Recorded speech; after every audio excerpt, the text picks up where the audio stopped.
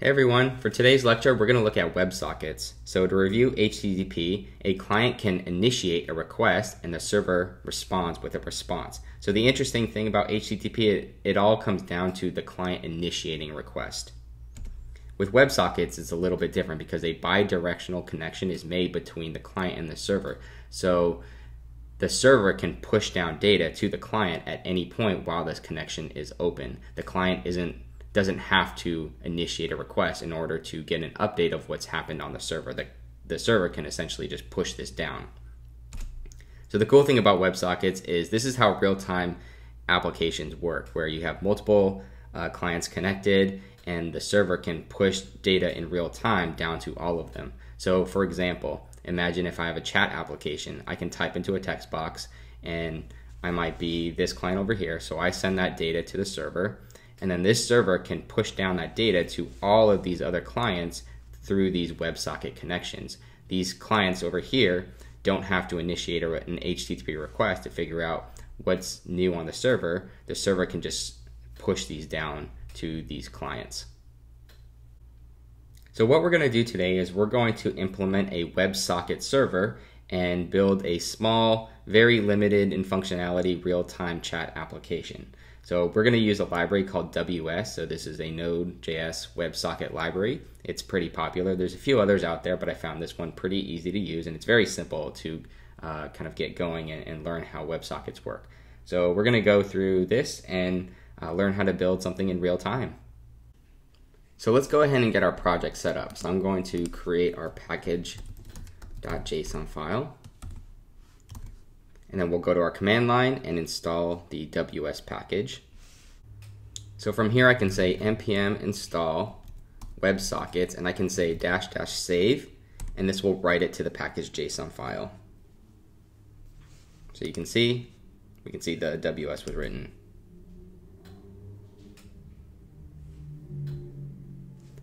The next thing I'll do is I will create the app.js file. So this is where we're going to include the WebSocket library. So we can say ws is equal to require ws.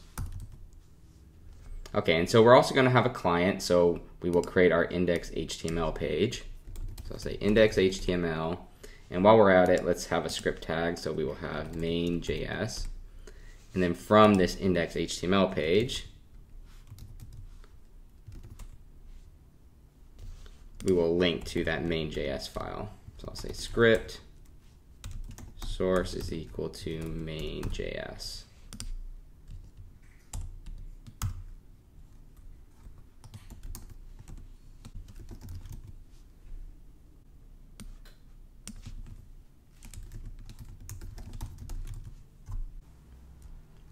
So let's hop back over to our app.js file, and we're going to create a WebSocket server in Node. So this is similar to what we did in Express last week, where we created a web server in Node, but this time it's going to be a WebSocket server in Node that knows how to serve over the WebSocket protocol. So we'll look at this more when we get to the client side part of it, but the WebSocket protocol kind of looks like this. So it's ws:/s, similar to when we make requests using HTTP or HTTPS, same kind of deal.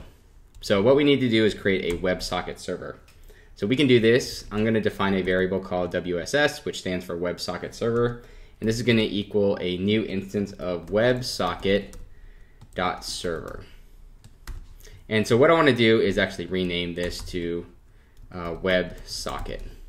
So this is that variable that gets exported from this WS module. So what we're going to pass to this WebSocket server instance is the port number. So for testing purposes, I'm just going to do 8080. And so what we can do is we can attach events to this WebSocket server instance. So I'm going to say whenever there's a connection, then we'll go ahead and run this function.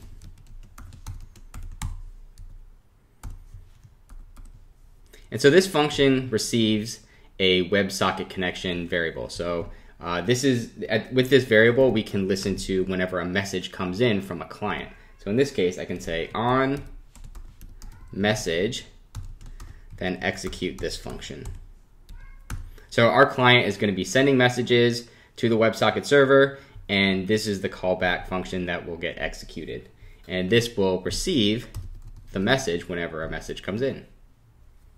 So for now, we can just do something like console log. We'll say received, colon, and let's put in the message.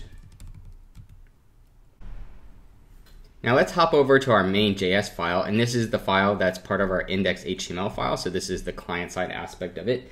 So we need to create a connection to the WebSocket server from our browser. So the way we can do this is we can say let connection is equal to a new instance of WebSocket. And this is a class that's built into the browser, and it's supported by many browsers at this point. So and what we pass to WebSocket is the address. So we could say ws colon slash localhost 8080. So that 8080 is the port number that we specified right here. So on this WebSocket instance, we could say connection dot on open, and this will be a function that gets run whenever a connection is made to the WebSocket server. So here we could say console log. We'll do something like connected from the front end. And then we can similarly do connection, spell that wrong, connection dot on air is equal to a function. And this will get executed whenever there's a failure trying to connect to the WebSocket server. And here we can just say something like fail to connect from the front end. And then there's another event where we could say connection.onMessage is equal to a function. And this callback will get executed whenever a message comes in from the server. So we could just say something like console log received message. Okay, so let's just run this just to see if there's a connection successfully made, so whether on open or on air gets called. So I'm going to go to my terminal and I'm going to run that index.html file. So I need to just run this through a server. So I'm just going to use the PHP built-in server. So I can say php-s localhost colon 8000. And I'll open up another tab, and then I'm going to run our WebSocket server, our Node, our app.js file. So I'll use node mod for that so that it kind of restarts whenever a change is made. So I'll say node mod app.js. Okay, so if we open up our browser, we can see it made the connection from the front end. So if we go to the network panel and we go to all, we can see that there is a WebSocket connection. So you can see it's been successfully established. So let's go back to our app.js file, and let's do something where we set a timeout. So I'm going to say set timeout. And we'll set this for 2 seconds. And from this WebSocket server, I'm going to send a message to a client in 2 seconds, and then we'll see that the client receives it and can do something with it. So to do that, we can say WS, we're going to take this WebSocket connection right here, and we're going to say send, and we'll just say hello. So this onMessage event will get triggered when it receives a new message from the WebSocket server. And so we could say the argument that gets passed to it is an event object, and then the data is contained within event.data, and this will equal this hello that we're sending. So let's go back to our page and refresh. And you notice 2 seconds later, we see hello being logged to the console. So this connection has been established, and we can see that the server is pushing information down to the client. So we can see that information is being sent from the server to the client, but how do we send information from the client to the server? What we can do from the front end is we can say connection.send, and I'm going to say hello. So here, this is a way to send to the WebSocket server this message, and then the WebSocket server will receive it and log out received. So let's go back to the browser and see this in action. I'll refresh the page, and then if we go back to our terminal, we'll see that hello was being logged.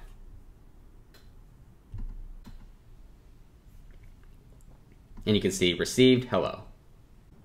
So now we know how to communicate between the client and the server through this WebSocket connection. Let's make this a little bit more practical and simulate a chat application. So let's go to our index.html page, and we're going to create a very simple form. So what we're going to do is we're going to have an unordered list at the top. Maybe let's give this an ID of chat, and this is where we're going to display all of the chat messages. Right underneath this, we'll just have an ugly form. So we'll just have a simple form. We're not going to style it or anything, but we'll have a text area. Can I get rid of all this? Well, actually, let's maybe keep the rows and the columns. And we'll have a button. So we'll say button, we'll say send. Maybe we'll split this up on 2 lines. And let's do this. We'll say type is equal to submit. And I think that should be good. So what we're going to do is we're going to be able to type into this text area, then listen to when we submit the form, and then send this data through the WebSocket server, and then have it send to all connected clients. So we'll have 2 browsers open, and they'll all receive the messages that we sent to the server. Okay, so let's hop back over to our main.js file. And so we can do this in any front-end JavaScript framework. I'm just going to do this in plain JavaScript because the example is so simple. And if you're not familiar with any JavaScript frameworks, I didn't want that to get in the way of learning kind of how WebSockets work. But feel free to do that if that interests you. So I'm going to say document.querySelector. We're going to grab a reference to that form. And I'll say, let's add an event listener. So we're going to listen for when the submit event takes place. And this will receive the event, and we'll run this function when the form is submitted. So the first thing that I want to do is say event.prevent default to prevent a page refresh.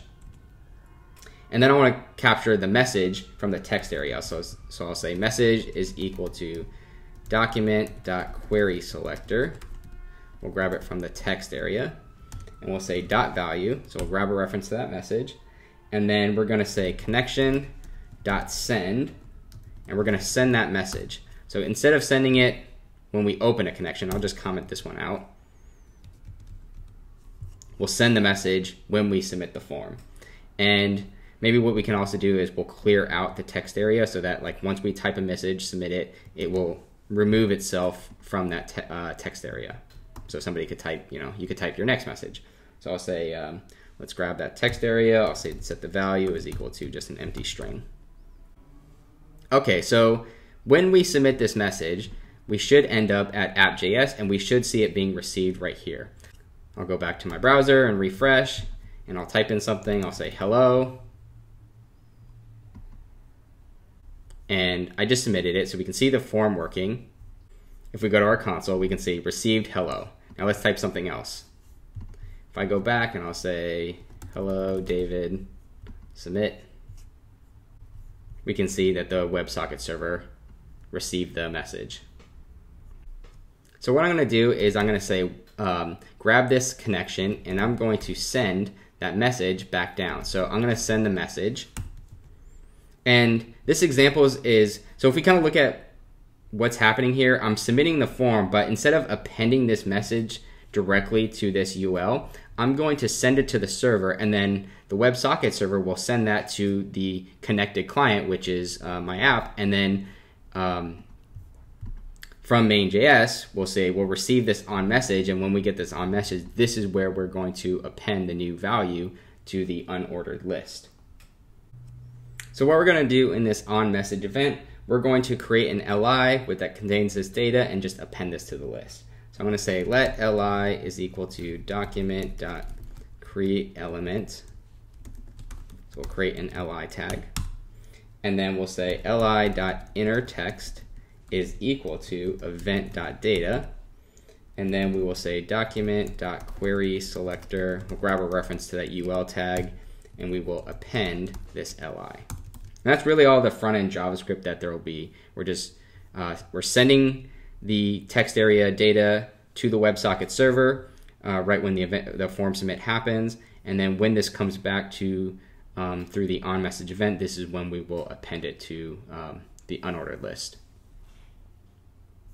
So if we look at our app.js, we just receive the message and we're just going to send it back. So I can actually comment this piece out because we're not going to use it anymore. I'll just delete it. Let's go back to our web page, refresh. We'll say hello, hit send, and we can see, oh, we received the hello message and it got appended, so it looks like it's working. So I'll say David, send, and we can see it's being transmitted through this WebSocket server. Okay, so now let's take this example and I'm going to open up another tab. And if I look at this, so I have two WebSocket connections, brand new. And so if I say hello, if this were behaving like a chat application, I would expect to see hello here, but it's not. So why is that?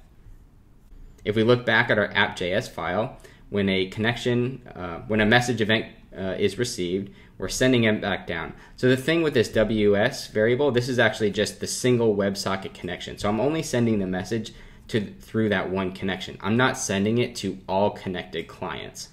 So how can I go about sending it to all connected clients? So I'm going to comment this out. And the way I can do that is on this WebSocket server variable, there is a property called clients, and on this contains a list of all the connected clients. So I can say for each, and we're going to go through all these clients and then send that same message to each one of them.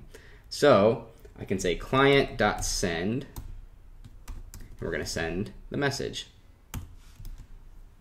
We'll go back and refresh our pages, and now if I say hello,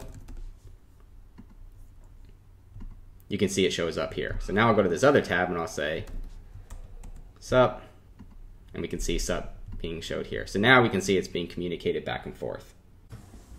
So now that we got everything working, let's get this hosted on Heroku.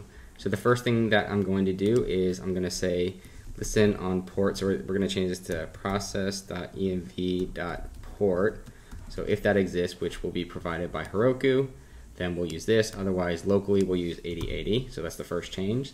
The next thing is we're going to go to our package JSON, and we're going to add the scripts block. And this is just like we did with our express. We'll say we're going to add an npm start command, and here we'll say node app.js. So when this gets pushed to Heroku, it will run this command. Okay, so that should be the changes for Heroku. The next thing I want to do is go to Heroku, and we're going to set up a new app. So I'll say create new app, and we'll call this WebSocket Demo. Okay, let's see, we'll call this Detang WebSocket Demo. So I'll say create app.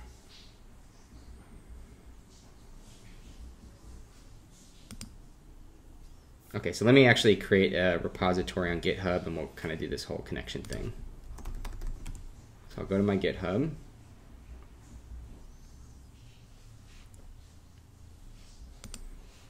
And I'm going to go to the organization. So I'll say new.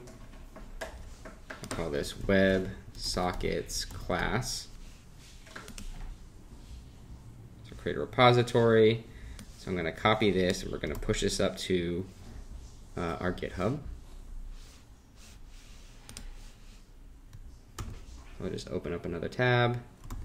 We'll say I need to create a new repo. I'll say git status.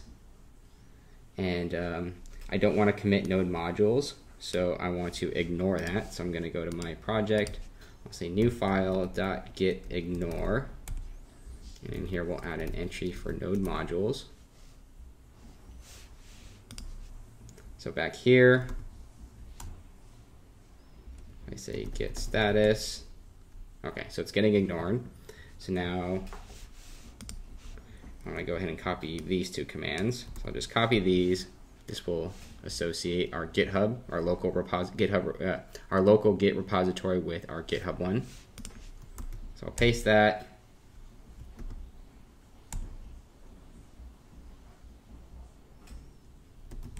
Oh, I forgot that. Okay, git add all git status. Say git commit -m finish demo. And actually, one thing before I push this up, I want to go back to Heroku and associate these two so that it automatically pushes to deploys to Heroku when a commit comes in. Oh, let's see, I need to go to ITP 405. I'll do a search. Okay, here we go. So this is the repo I want to connect, and I'm going to say enable automatic deploys. Cool. So now I can go back to my tab, say git push,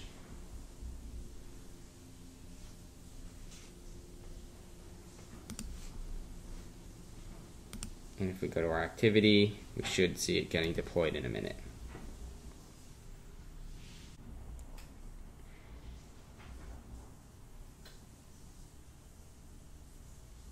Okay, so it just deployed, so I'm going to open up the app, and so this is the URL, but we're not going to be communicating over HTTPS.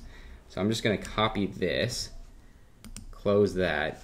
Now we're going to go to our local app, and we're not going to be serving our index.html page through Heroku. This is just going to be local, but because this could be like your Laravel app that's also hosted on Heroku. So what I'm going to do here is I'm going to go to main.js, and instead of communicating over localhost, I'm going to copy that and just kind of copy this over here, and I'm going to move this so we'll communicate right here. Okay, so if everything works, then this should be communicating with our WebSocket server hosted on Heroku. Okay, so I opened up our index.html. If we go to our network panel, we can see that we did make a successful WebSocket connection to Heroku. So now let's actually just open up another tab of this. So I'll have two, and I'll say, hey, submit. Okay, so it looks like it went through, and we can see it on this side too. So we'll say sup, and everything looks like it's working. So what we can do, or what you can do for your project, is you can have your Laravel app, and you could also have, so it's going to talk to API, or it's going to talk, it's going to do the server rendered application, and then you could also add in real-time functionality by having a WebSocket server also hosted on Heroku and your Laravel app talking to that, as opposed to like this index.html page that I'm serving. So that's just one option for your final project. I did mention you could do you could do less or fewer other requirements if you did something related to real time. It's kind of up to you. So if you want to play with this more, you have the option, and you can do a little bit less of like building Node API endpoints. But it's all in the project descriptions. So let me know if you have any questions, and have a good one.